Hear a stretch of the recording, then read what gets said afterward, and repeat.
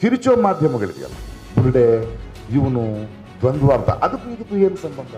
ಇನ್ನೊಂದು ರಿಪೋರ್ಟ್ ಕೊಟ್ಟಿದ್ದಾರೆ, 417 ಸಾವಿರ ನಡೆದಿದೆ. ನಮಗೇನು ಬೇಕು? ಯಾರು ಮಾಡಿದ್ರು? ಈ ಎರಡನೇ ಪ್ರಶ್ನೆಗಳಿದೆಯಲ್ಲ, ಬುರುಡೆ ಗ್ಯಾಂಗು ಏನು ಉದ್ದೇಶದಿಂದ ಹಿಂಗೆ ನೀವು ಆಂಟಿ ಹಿಂದೂ ಅಂತೀವಿ ಅಂತ ನನಗೆ ಗೊತ್ತು. ಭಾರತೀಯ ಜನತಾ ಪಾರ್ಟಿ ಅಂತ ಒಂದು ಪಕ್ಷ ಇದ್ರೆ ಅದೊಂದು ಪೊಲಿಟಿಕಲ್ ಪಕ್ಷ ಅಷ್ಟೇ. ಪ್ರಶ್ನಿಸಿದ್ರೆ ಆಂಟಿ ಹಿಂದೂ ಅಂದ್ಬಿಟ್ಟು ಅವ್ರು ಧರ್ಮಸ್ಥಳಕ್ಕೆ ಯಾಕೆ ತರ್ತಿದ್ದಾರೆ? ನಾನು ಪ್ರಧಾನಮಂತ್ರಿನ ಕೆಲವು ಪ್ರಶ್ನೆಗಳನ್ನು ನಾನು ಕೇಳಿದ್ರೆ ಅದು ಧರ್ಮವನ್ನು ಪ್ರಶ್ನಿಸಿದ್ದಲ್ಲ. ಮಾಧ್ಯಮಗಳಲ್ಲಿ ಧರ್ಮಸ್ಥಳ ಪ್ರಕರಣ ಮತ್ತು ಚಿನ್ನಯ್ಯನ ಹೇಳಿಕೆ ಬಂದಿದೆ.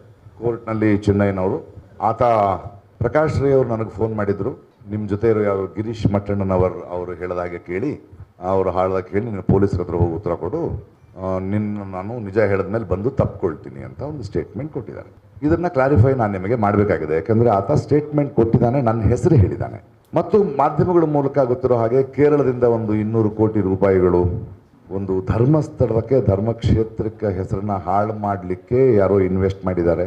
ಅದರಲ್ಲಿ ಒಂದು 50 ಲಕ್ಷ ರೂಪಾಯಿ ಏನೋ ಚಿನ್ನಯ್ಯನಿಗೆ ಮಾತಾಡಿದ್ರು ಅನ್ನೋದು ಕೂಡ, ಅದು ಆ ಹೇಳಿಕೆ ಅವನು ಕೊಟ್ಟಿದ್ದಾನೋ ನನಗೆ ಗೊತ್ತಿಲ್ಲ. ಪ್ರಕಾಶ್ ರೈ ಹೆಸರನ್ನ ಹೇಳಿದ್ದಾರೆ, 200 ಕೋಟಿ ರೂಪಾಯಿ ಬಂದಿದೆ ಅಂತ ಹೇಳಿದ್ದಾರೆ. ಇದನ್ನ ಮಾಧ್ಯಮದ ಮಿತ್ರರು ಬರೆದಿದ್ದಾರೆ, ಈ ಥರ ಪ್ರಕಾಶ್ ರೈ ಅವರಿಗೆ ಬಗ್ಗೆ ಈ ಥರ ಬಂದಿದೆ, ಇದಕ್ಕೆ ಉತ್ತರ ಹೇಳುವಿರಾ ಪ್ರಕಾಶ್ ರೈ? ಕೆಲವು ಮಾಧ್ಯಮಗಳು, ಬಹಳಷ್ಟು ಮಾಧ್ಯಮಗಳು ಅದನ್ನು ಕೇಳಿವೆ. ಇನ್ನೊಂದಷ್ಟು ಮಾಧ್ಯಮಗಳು ಆಗಲೇ ಜಡ್ಜ್ಮೆಂಟ್ ತಗೊಂಡಿದ್ದಾರೆ. ಈ ಬುರುಡೆ ಗ್ಯಾಂಗಿನಲ್ಲಿ 200 ಕೋಟಿಯಲ್ಲಿ ಎಷ್ಟು ಬಂತು, ಇವನು ಹಿಂದೂ ವಿರೋಧಿ, ಈ ಥರ ಒಂದು ಜಡ್ಜ್ಮೆಂಟಲ್ಲಾಗಿ ಬರೆದಿದ್ದಾರೆ ಅವರು. ಓಕೆ, ನಾನು ಇಮಿಡಿಯೇಟ್ ಆಗಿ ನಾನು ಬೇರೆ ದೂರದಲ್ಲಿದ್ದೆ, ಇಮಿಡಿಯೇಟ್ ಆಗಿ ಬಂದು ಹೇಳಬೇಕಾಯಿತು. ಬಟ್ ಮೊನ್ನೆ ಇಡಬೇಕಾಗಿತ್ತು, ನಮ್ಮ ಇಂದಿರಾ ಲಂಕೇಶ್ ಅವರು ತೀರ್ಕೊಂಡಿದ್ರು, ನಂಗೆ ಬರೋಕ್ಕಾಗಲ್ಲ, ಇವತ್ತಿಗೆ ಬಂದಿದೆ. ಧರ್ಮಸ್ಥಳ ಪ್ರಕರಣದ ಹಿನ್ನೆಲೆಯನ್ನು ನಾವು ನೋಡುವಾಗ ಅದು ನಡೀತಿತ್ತು. ನೀವು ಪ್ರಕಾಶ್ ರೈ ಸೋಷಿಯಲ್ ಮೀಡಿಯಾದಲ್ಲಿ ಧರ್ಮಸ್ಥಳದ ಬಗ್ಗೆ ಯಾವಾಗ ಮಾತಾಡಿದ್ದಾರೆ? ಯಾವತ್ತೂ ನಾನು ಧರ್ಮಸ್ಥಳಕ್ಕೆ ಹೋದವನಲ್ಲ. ಗಣೇಶ್ ಮಟ್ಟ ಇವರು ಮಂಟಣ್ಣನವರು ಇವ್ರನ್ನ ಯಾರನ್ನೂ ಭೇಟಿ ಮಾಡಿದವನು ಅಲ್ಲ ನಾನು. ಆದರೆ ಅಲ್ಲಿ ಒಂದು ವೈದ್ಯಕೀಯ ಸಾವಾಗಿದೆ, ಒಂದಷ್ಟು ಸರಣಿ ಸಾವುಗಳಾಗ್ತಿದೆ, ನ್ಯೂಸ್ ಆಗ್ತಿದೆ ಅನ್ನೋದ್ರ ಬಗ್ಗೆ ಆತಂಕ ಪಟ್ಟವರು ನಿಜ. ದಿಢೀರಂತ ನಮಗೆಲ್ಲ ಗೊತ್ತಿರೋ ಹಾಗೆ ಒಬ್ಬನು ಮಂಡ್ಯದಿಂದ ಬಂದಿದ್ದಾನಂತೆ, ಅವನು ಅಲ್ಲಿ ಕೆಲಸ ಮಾಡ್ತಿದ್ದಂತೆ, ಅವನು ಹೆಣಗಳನ್ನು ಹೂತು ಹಾಕಿದ್ದಾನೆ ಅಂದ ತಕ್ಷಣ ಎಲ್ಲ ಭಕ್ತರು ಎಲ್ರಿಗೂ ಡಿಸ್ಟರ್ಬ್ ಆಗಿದ್ದಾರೆ, ನನ್ನಂಥವ್ರು ಡಿಸ್ಟರ್ಬ್. ನಾನು ಸ್ವಲ್ಪ ಸೋಷಿಯಲ್ ಆಕ್ಟಿವಿಸ್ಟ್, ಏನಿದು ಹಿಂಗಾಗ್ತಿದೆ ಅಂದಾಗ ನನಗೆ ನೆನಪಿರುವ ಹಾಗೆ ಮತ್ತು ನಿಮ್ಮ ದಾಖಲೆ ಇರುವ ಹಾಗೆ ಇಮಿಡಿಯೇಟ್ ಆಗಿ ಸರ್ಕಾರಕ್ಕೆ ಒತ್ತಾಯ ಮಾಡ್ತೀವಿ. ನೋಡಿ, ಅನವಸರವಾಗಿ ಯಾರೋ ಮಾಡಿದ್ದಾರೆ ಅಂತ ಕೆಲವರು ಶುರು ಮಾಡ್ಕೊಂಡಿದ್ದಾರೆ, ಅದಲ್ಲ ಇಂಪಾರ್ಟೆಂಟು. ಇದು ನಡೆದಿರೋದು ನಿಜ. ಇದ್ರ ಬಗ್ಗೆ ಒಂದು SIT ತಂಡ ಮಾಡಿ ಅಂತ ಸಿದ್ದರಾಮಯ್ಯನವ್ರಿಗೆ ಮಿಕ್ಕಿದವ್ರಿಗೆ ನಾವು ಒತ್ತಡ ಹಾಕ್ತೀವಿ, ಬಿಕಾಸ್ ನಾವುಗಳು. ಆಮೇಲೆ ಹಾಕಿದ್ಮೇಲೆ ಸರಿಯಾದವ್ರನ್ನ ಆಯ್ಕೆ ಮಾಡಿ ಅಂತೀವಿ. ಕೊನೆಗೆ ಮೊಹಾಂತಿ ಅಂತ ಬಹಳ ದಕ್ಷ ಅಧಿಕಾರಿನ ಮಾಡಿದಾಗ ನಾನೇ ಟ್ವೀಟ್ ಮಾಡ್ತೀನಿ, ಒಳ್ಳೆ ವಿಷಯ, ಒಳ್ಳೆ ಆಫೀಸರ್ನ ಹಾಕಿದ್ದೀರಿ ಅಂತ. ಹೀಗಿರಬೇಕಾದ್ರೆ ನನಗೆ ಒಂದು ಫೋನ್ ಬರುತ್ತೆ, ಮೊಹಾಂತಿ ಅವರು ಇನ್ನೂ ಈ ಚಿನ್ನಯ್ಯನ ಭೇಟಿ ಮಾಡಿಲ್ಲ, ಅವರು ಚಾರ್ಜ್ ತಗೊಂಡಿದ್ದಾರೆ. ನನಗೆ ಒಂದು ಬರುತ್ತೆ, ಗಿರೀಶ್ ಮಟ್ಟಣ್ಣನವರಿಂದ ಫೋನ್ ಬರುತ್ತೆ. ಫೋನ್ ಎತ್ತೀನಿ, ಯಾಕಂದ್ರೆ ನನ್ನ ಫೋನು ಭಾಳ ಕಾರಣಗಳಿಗೆ ಭಾಳ ವಿಷಯಗಳಿಗೆ ಕರೀತಾರೆ, ರೈತ ಹೋರಾಟಕ್ಕೆ ಕರೀತಾರೆ. ಏನು ಇಲ್ಲ, ಮಾಸ್ಕ್ ಒಬ್ಬ ವ್ಯಕ್ತಿ ಇದಾನಲ್ಲ, ಮಾಸ್ಕ್ ಅವಾಗಿನ ಮಾಸ್ಕ್ ಇಲ್ಲ, ಒಬ್ಬ ವ್ಯಕ್ತಿ ಇದಾನಲ್ಲ, ಅವ್ನು ನನ್ನ ಜೊತೆ ಇದ್ದಾನೆ, ನಿಮ್ಮ ಜೊತೆ ಮಾತಾಡಬೇಕಂತೆ. ಹೇಗಿರ್ಬೋದು? ನನಗೆ ನಡೀತಾ ಇದೆ, ನೇರವಾಗಿ ನನಗೆ ಒಂದು ಎವಿಡೆನ್ಸ್ ಬರ್ತಾ ಇದೆ, ಕೊಡಿ ಫೋನು. ತಮಿಳ್ನಲ್ಲಿ ಮಾತಾಡ್ರ, ಅರೆ ಇವನು ನಮ್ಮ ಮಂಡ್ಯದವರು ಅಂತ ಇದ್ರಲ್ಲ, ಬಿಂಬಿಸಿದ್ರಲ್ಲ, ತಮಿಳ್ನಲ್ಲಿ ಮಾತ್ರ ಕೇಳಿಸ್ಕೊಂಡೆ. ಏನಪ್ಪ ಅಂದೆ, ನಾನು ಉಂಗಳೇ ಪಾಕನು, ನನ್ನ ಯಾಕಪ್ಪ ನೋಡ್ಬೇಕು, ಏನು ಗೊತ್ತು ನಿನಗೆ ಇಷ್ಟು? ಹಾಗಾದ್ರೆ SIT ಫಾರ್ಮ್ ಮಾಡಿದ್ದಾರೆ, ಹೋಗು. ಅಲ್ಲ ಸರ್, ಧೈರ್ಯ ಇಲ್ಲ ನನಗೆ. ನೋಡಪ್ಪ, ನನ್ನನ್ನು ಮೀಟ್ ಮಾಡೋದಲ್ಲ ಬೇಡ, ನಿನಗೇನಾದ್ರು ಹೇಳಬೇಕಾದ್ರೆ ನೀನು ರೆಕಾರ್ಡ್ ಮಾಡಿ ವಾಯ್ಸ್ ಕಳಿಸು, ನಾನು ಈಸ್ಕಳಿ. ಇಮಿಡಿಯೇಟಾಗಿ ರೆಕಾರ್ಡೆಡ್ ವಾಯ್ಸ್ನಲ್ಲಿ ಏನೇನೋ ಬಡಬಡಿಸ್ದ. ನಾನು ನನ್ನ ಲಾಯರ್ಗೆ ಫೋನ್ ಮಾಡಿದೆ, ನೋಡಿ ಇಡೀ ದೇಶದಲ್ಲಿ ಮಾಧ್ಯಮಕ್ಕೆ ಯಾರಿಗೂ ಏನೂ ಗೊತ್ತಿಲ್ಲ, ನನಗೆ ನೇರವಾಗಿ ಫೋನ್ ಬಂದಿದೆ, ನಾವೇನು ಮಾಡಬೇಕೀಗ? ಇಮಿಡಿಯೇಟ್ ಆಗಿ ನಾನು ಆ ದಿನವೇ ಇವ್ರಿಗೆ ಫೋನ್ ಮಾಡಿದೆ, ನಮ್ಮ ಮೊಹಂತಿ ಅವ್ರಿಗೆ. ಮೊಹಂತಿ ಸರ್, ಇದು ಫಾರ್ವರ್ಡು ಈ ಥರ ಇದೆ, ನಾನು ನಿಮ್ಮನ್ನು ಭೇಟಿ ಮಾಡೋಕ್ಕೆ ಬರ್ತಾ ಇದ್ದೀನಿ ಅಂತ ನೇರವಾಗಿ ಅಪಾಯಿಂಟ್ ತೊಗೊಂಡು ಬಂದು, ನೀವು ಮಂಡ್ಯದವಲ್ಲ, ತಮಿಳು ಮಾತಾಡ್ತಾರೆ, ಅದು ಯಾವ ಭಾಷೆ ಪ್ರಕಾಶ್? ನೀವು ಹಲವು ಭಾಷೆ ಮಾತಾಡ್ತೀರಲ್ಲ, ಅದ್ರ ಸ್ವಲ್ಪ ತೆಲುಗು ಮಿಕ್ಸ್ ಆಗಿದೆ ಸರ್, ಇದು ವಿಷಯ. ನಾನು ನನ್ನ ಕರೆಸಿ ಮಾತಾಡ್ತೀನಿ, thank you for the information, it is helping me to investigate. ನಾನು ಕೂತ್ಕೊಳ್ತೀನಿ. ಒಂದು ಸ್ವಲ್ಪ ದಿನ ಆದಮೇಲೆ ಕೇಳ್ತೀನಿ, ಏನಾಯಿತು ಸರ್? ಪ್ರಕಾಶ್, ಇನ್ಮೇಲೆ ಆ ಫೋನ್ಗಳು ತೊಗೋಬೇಡಿ, ನೀವು ಕಳಿಸಿದ್ರಿ, ಆಮೇಲೆ ಕರೆಸಿ ಮಾತಾಡಿದೆ, ಅವನೀಗ ರಿವರ್ಸ್ ಆಗ್ತಿದ್ದಾನೆ. Okay sir, thank you. So ಅವ್ನು ಹೇಳಿರೋದು ಕರೆಕ್ಟು, ಅವ್ನು ನನಗೆ ಫೋನ್ ಮಾಡಿದ್ದು ಕರೆಕ್ಟು. ಆದರೆ ಒಬ್ಬ ಪ್ರಜೆಯಾಗಿ ನಾನು ಇಮಿಡಿಯೇಟಾಗಿ ಇವರೇ ಮಾಡಿದ್ದಾರೆ ಅಂತ ಧರ್ಮಸ್ಥಳದ ಆಂದೋಲನಕ್ಕೆ ಹೋಗಲಿಲ್ಲ, ಯಾರ ಜೊತೆ ಕೂತ್ಕೊಳ್ಳಿ. ಯಾಕೆಂದರೆ ಕೋಟ್ಯಾಂತರ ಭಕ್ತರು ಬರೋ ಸ್ಥಳ ಅದು. ಆ ಪ್ರಕರಣ ಧರ್ಮಸ್ಥಳದಲ್ಲೂ ನಡಿಬಾರ್ದು, ಬಿಡದಿಲ್ಲಿ ನಡಿಬಾರ್ದು, ಬೆಂಗಳೂರಲ್ಲಿ ನಡಿಬಾರ್ದು. ನಮಗೆ ಬೇಕಾಗಿರೋದೇನು? ಸೌಜನ್ಯ ಸತ್ತಿದ್ದಾಳೆ, ಇಷ್ಟು ಹೆಣ್ಮಕ್ಳು ಮಾಡಿದ್ಯಾರು? ಬೇರೆಯವರು ಬೇರೆ ಬೇರೆ ರಾಜಕೀಯ ಉದ್ದೇಶದಿಂದ ಅವ್ರು ಮಾಡಿದ್ದಾರೆ ಅಂದ್ಕೊಳ್ತೀವಿ, ಅವ್ರು ಮಾತಾಡ್ಕೊಳ್ಳಿ. ನಾನು ಯಾವ ಹೋರಾಟಕ್ಕೂ ಹೋಗಿಲ್ಲ. ಅವನು ಮಾತಾಡಿರೋದು, ಸಿನಿಮಾ ಆ್ಯಕ್ಟ್ರು, ತಮಿಳವನು ಮಾತಾಡಿದಾನ. ಅವನು ಅವ್ರೇನು ಗೊತ್ತಿದ್ದಾರೆ ಅಂತ ಹೇಳ್ಬೋದು. ಅದನ್ನು ನಾನು ಇಮ್ಮಿಡಿಯೇಟ್ ಆಗಿ SIT ತನಿಖೆಗೆ ಕೊಟ್ಟು, ಇದು ಸರ್, ಇದು ವಾಯ್ಸ್ ಸ್ಯಾಂಪಲ್ಸು, ಇದು ಕಳಿಸಿರೋ ವಿಷಯಗಳು ನಮಗೆ ಯಾಕಿದು, ಯಾಕಂದರೆ ನಾನು ನೋಡಿ ಈ ದೇಶದ ಪ್ರಜೆ, ನಾನು ಪ್ರಶ್ನಿಸೋ ಹಕ್ಕಿರುತ್ತೆ. ಯಾಕಂದ್ರೆ ನಮಗೊಂದು ಆತ ಯಾವುದನ್ನು ನೋಡ್ಕೊಂಡು ಸುಮ್ಮನೆ ಕೂತ್ಕೊಳ್ಳೋಕ್ಕಾಗಲ್ಲ. ಅದಕ್ಕೆ ಒಂದು ಸರ್ಕಾರ ಇದೆ. ನಮ್ಮ ದೇಶದಲ್ಲಿ ಕೋಟ್ಯಾಂತರ ರೂಪಾಯಿ ಜನರ ದುಡ್ಡನ್ನು ಖರ್ಚು ಮಾಡಿ ಪೊಲೀಸ್ ಅಕಾಡೆಮಿಗಳನ್ನ ಮಾಡಿ ಟ್ರೈನ್ ಮಾಡಿದ್ದೀವಿ ಆಫೀಸರ್ಸ್ನ. ಈಗ ನಮ್ಮ ಮುಂದಿರುವ ಪ್ರಶ್ನೆ ಏನು? SIT ರಿಪೋರ್ಟ್ ಬಂದಿದೆ. ಒಂದು ಏನು ಕೊಟ್ಟಿರ್ಬೋದು, ಚಿನ್ನಯ್ಯ ಅಂತವನು ಬಂದ, ಹಿಂಗೆ ಮಾಡ್ದ, ರಿವರ್ಸ್ ಹೊಡೆದ, ಅವನನ್ನು ಅರೆಸ್ಟ್ ಮಾಡಿ ಹೊರಟಿದ್ದಾರೆ. ಅವನು ಜನರ ಮನೋಭಾವವನ್ನು, ಎಲ್ಲ ಪತ್ರಕರ್ತರನ್ನು, ಟ್ಯಾಕ್ಸ್ ಮನಿಯನ್ನು ಪೊಲೀಸ್ ಡಿಪಾರ್ಟ್ಮೆಂಟಿಗೆ ಚಳ್ಳೆ ತಿನ್ನಿಸಿದ್ದಾನೆ, ಅಗಿಸಿದ್ದಾನೆ. ಅವನ ಮೇಲೆ ಅವ್ರು ನೋಡ್ಕೊಳ್ತಾರೆ. ಆದರೆ ಇನ್ನೊಂದು ರಿಪೋರ್ಟ್ ಬಂದಿದೆ SITಯಿಂದ. ಫಾರ್ ವುಮೆನ್ಸ್ ಕಮಿಷನ್ RTI ಆಗಿ ತೆಗೆದಿದ್ದಾರೆ. 30 ಹೆಣಗಳಿಗೆ ತಾಳೆ ಆಗ್ತಾ ಇಲ್ಲ ಬರೆಯಲು. ಇನ್ನೊಂದು ರಿಪೋರ್ಟ್ ಕೊಟ್ಟಿದ್ದಾರೆ, 417 ಸಾವುಗಳು ನಡೆದಿವೆ, ಒಂದು ಬಾಲಕಿಯ ಸಾವು ನಡೆದಿದೆ. ನಮಗೇನು ಬೇಕು? ಯಾರು ಮಾಡಿರೋದು? ಇದು ಹೀಗಿರಬೇಕಾದ್ರೆ ಅದಕ್ಕೆ ನಾನು ಉತ್ತರ ಕೊಡಬೇಕು. ಈ ಎರಡನೇ ಪ್ರಶ್ನೆಗಳಿದೆಯಲ್ಲ, ಬುರುಡೆ ಗ್ಯಾಂಗು, ಇದು ಏನು ಉದ್ದೇಶದಿಂದ ಹಿಂಗೆ ನೀವು ಆಂಟಿ ಹಿಂದೂ ಅಂತೀರಿ ಅಂತ ನನಗೆ ಗೊತ್ತು. ಸತ್ತಿರೋದು ನಮ್ಮ ಹಿಂದೂ ಹೆಣ್ಮಕ್ಳೇ. ನಾವು ಅದನ್ನು ಕಂಡು ಹಿಡಿಬೇಕಾ? ಈ ಪ್ರಶ್ನೆ ಕೇಳಿದವನು ಆಂಟಿ ಹಿಂದೂ ಅನ್ಬೇಕಾ? ಇಲ್ಲಿ ಧರ್ಮ ಏನು ಬಂತು?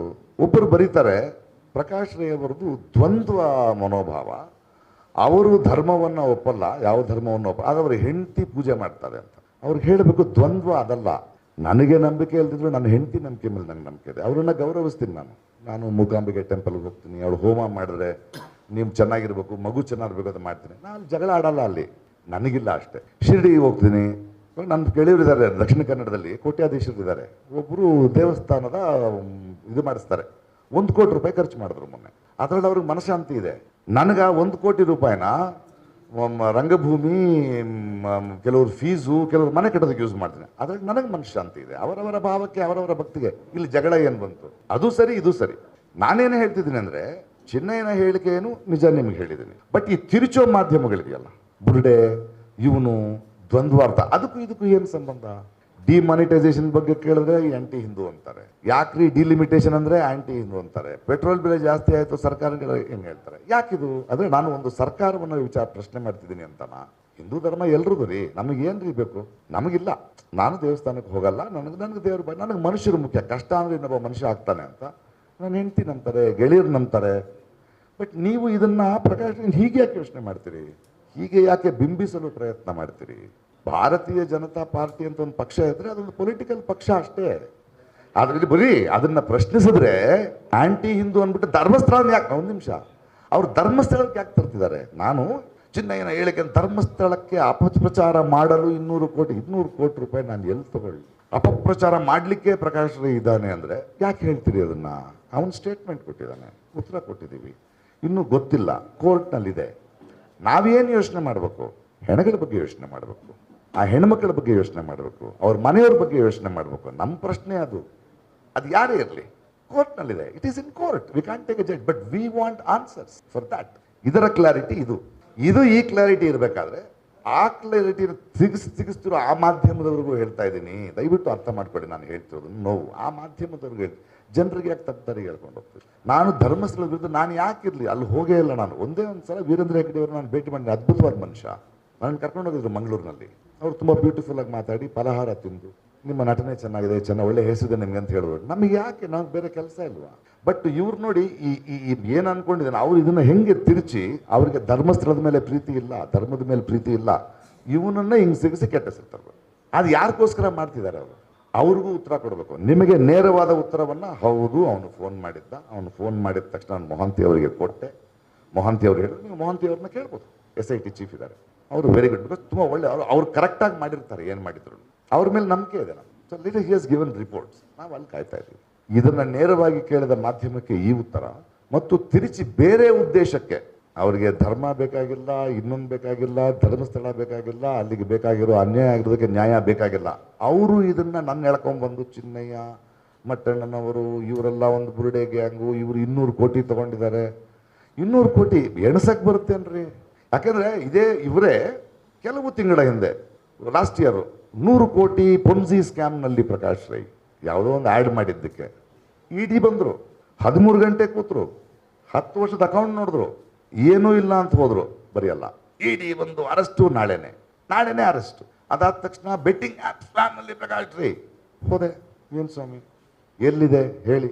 ಮಾಡಿ ತೋರಿಸಿ, ಮನಿ ಟ್ರಯಲ್ ತೋರಿಸಿ, ಏನೂ ಇಲ್ವಲ್ಲ, ಅಲ್ಲ ಕಂಪ್ಲೇಂಟ್ ಕೊಟ್ಟಿದ್ರೆ ಕರೆದಿದ್ವಿ. ಸರಿ, ಕರೆದಿದ್ದಾರೆ ಅಂತ ಅಂದರೆ 100 ಕೋಟಿ 150 ಕೋಟಿ, ಈಗ 200 ಕೋಟಿ. ನನಗೆ ಅಭ್ಯಾಸ ಆಗ್ಬಿಡ್ತದೆ, ನೆಕ್ಸ್ಟ್ ಟೈಮ್ ನಾವು 500 600 ಕೋಟಿ ಮಾಡಿ ಅಂತ ಅಷ್ಟಾಗ್ತದೆ ಅಲ್ವಾ. ಸೊ ನಾವು ದೇಶದಲ್ಲಿ ನಾವು ಪ್ರಜೆಗಳು ಪ್ರಶ್ನೆ ಕೇಳ್ತಾನೆ ಇರಬೇಕು. ಯಾಕಂದರೆ ನಮ್ಮ ಸರ್ಕಾರ, ನಮ್ಮ ಹಣ, ನಮ್ಮ ಮಕ್ಕಳಿಗೆ ಅನ್ಯಾಯ ಆಗ್ತಾ ಇದೆ ಅಂದಾಗ ಆ ಕೇಳೋರ್ನೂ ನೀವು ಹಿಂಗೆ ತಿರ್ಕೊಂಡು ಅದರಿಂದ ರಾಜಕೀಯ ದುರುದ್ದೇಶ ಇದೆ. ನಾನು MLA ಆಗಬೇಕಾಗಿಲ್ಲ, MP ಆಗಬೇಕಾಗಿಲ್ಲ ಈ ದೇಶದಲ್ಲಿ. ಅಲ್ಲ, ಅದು ಅನುಭವಕ್ಕೆ ನಿಂತಿದ್ದೀನಿ. ಈಗ ಆಗಬೇಕಾಗಿಲ್ಲ. ನಾನು ಸಮಾಜಕ್ಕೆ ನಾನು ಪ್ರತಿಸ್ಪಂದಿಸಬೇಕಾಗಿದೆ. ನಾವು ಎಲ್ಲರೂ ಪ್ರತಿಸ್ಪಂದಿಸಬೇಕಾಗ್ತದೆ. ಏನೋ ಅನ್ಯಾಯ ನಡೀತದೆ ನೋಡ್ಕೊಂಡು ಕೂತ್ಕೊಳ್ಳೋಕ್ಕಾಗಲ್ಲ ನಾವು, ಅಲ್ವಾ. ಸೌಜನ್ಯ ಪ್ರಕರಣದ ಬಗ್ಗೆ ಬರ್ತಿದ್ದೀರಿ ನೀವೆಲ್ಲ. ನಮಗೆ ಬೇಕಾಗಿರೋದೇನೋ ಸೌಜನ್ಯ ಯಾಕೆ ಸತ್ಲು, ಇಷ್ಟೊಂದು ಜನ ಯಾಕೆ ಸತ್ರು, ಅದನ್ನು ಕೇಳ್ತಾ ಇದೀವಿ. ನಾನು ಕೇಳ್ತಾ ಇದ್ದೀನಿ, ನನ್ನನ್ನು ಈ ಮಾಧ್ಯಮದಲ್ಲಿ ಎಳ್ಕೊಂಡೋಗಿ ಹಂಗೆ ಸಿಗಿಸಿ ಇವನು ಓದಿಗೆ ಅಂದರೆ ನೋಡಿ, ಅದಕ್ಕೆ ಆ ಪಾರ್ಟಿ ಹೆಸರು ಹೇಳಿದ್ದು ನಾನು.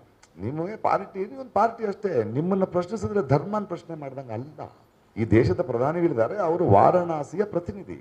ಅವರ ಪಾರ್ಟಿಗೆ ಅವ್ರ ಮೆಜಾರಿಟಿ ಬಂದಿರೋದ್ರಿಂದ ಅವರು ಪ್ರಧಾನಮಂತ್ರಿ ಆಗಿದ್ದಾರೆ. ಆ ಪ್ರಧಾನಮಂತ್ರಿನ ಕೆಲವು ಪ್ರಶ್ನೆಗಳನ್ನು ನಾನು ಕೇಳಿದ್ರೆ ಅದು ಧರ್ಮವನ್ನು ಪ್ರಶ್ನಿಸಿದ್ದಲ್ಲ, ಅಲ್ವಾ. ನಾನು ಕೇಳಬೇಕು. ಡಿಮಾನಿಟೈಸೇಷನ್ ಹರ್ಟ್ ಆಗ್ತಾ ಇದೆ, ಕೇಳಬೇಕು.